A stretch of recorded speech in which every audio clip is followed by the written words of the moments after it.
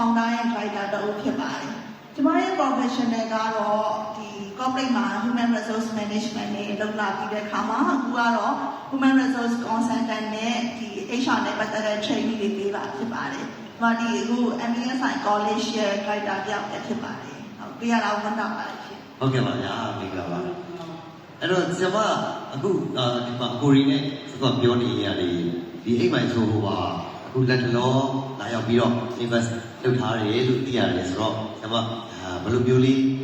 လာရောက်ပြီးတော့အပြီးပြလေအဲ့လေးနည်းနည်းလောက်ပြောလို့ရအောင်ဟုတ်ကဲ့ပါဟုတ်ကျေးဇူးပါကျွန်တော်တို့ဒီအရင်ဆုံးတွေ့ကြရတော့ဒီအိမ်မိုင်ဆိုဟိုရဲ့ founder တွေနဲ့ကျွန်တော်တို့တောင်းရဲ့ event တစ်ခုမှတွေ့ခဲ့တယ်အဲ့တော့ကျွန်မသတိထားမိတာကဒီ project က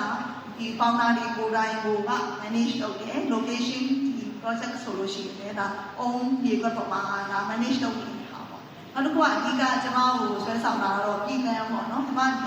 ပြည်လန်းဆိုတာကိုကျွန်မအရန်သဘောကျတဲ့နေရာပေါ့ကျွန်မကိုယ်တိုင်ကလည်းခရီးသွားတာအရန်သဘောကျတယ်ခရီးတစ်ခါသွားတဲ့အခါကျတော့ airport ဒီအဝင်အထွက်ကကျွန်မအမြဲလုပ်နေတဲ့အခါကျွန်မပြည်လန်းကိုတော်တော်သဘောကျတာအဲ့တော့ပြည်လန်းမှာရှိတဲ့ project ကိုကျွန်မစပြီးတော့ဝေးချခဲ့တာနောက်တစ်ခုကဒီပတ်ဝန်းကျင်ပေါ့နော်ကျွန်တော်တို့ဒီကျွန်တော်တို့ကဒီအလုပ်လုပ်တဲ့အခါမှာအာရုံစိုက်ပြီးလုပ်ရတယ်။နောက်ကျွန်မအလုပ်နဲ့အိမ်နဲ့တွဲထားတာများတယ်ပေါ့။အဲ့ခါကျတော့ကျွန်မလည်းပတ်ဝန်းကျင်အရန်ရေးကြည့်ပါတယ်။နောက်ဒီအိမ်မိုင်ဆိုဖို့ရဲ့ပတ်ဝန်းကျင်မှာဆိုလို့ရှိရင်ဒါလုံးချင်းပြေခွက်တွေရှိတဲ့အခါကျတော့ဒါအရင်စုရမှုမရှိဘူးပေါ့နော်။အဲ့ဒါလေးလည်းပါပါတယ်။ ဟုတ်ကဲ့ပါဗျာအဲ့တော့ဘရိုလီနေရောကျွန်မကိုပါရများပေးစရာရှိပါတယ်ကျွန်မအဲ့ဒါဆိုကျွန်မကိုယ်တိုင်လည်းလူငယ်လူငယ်ရှင်ပြောင်းနော်ကျွန်တော်ဆိုဝေးချင်တာ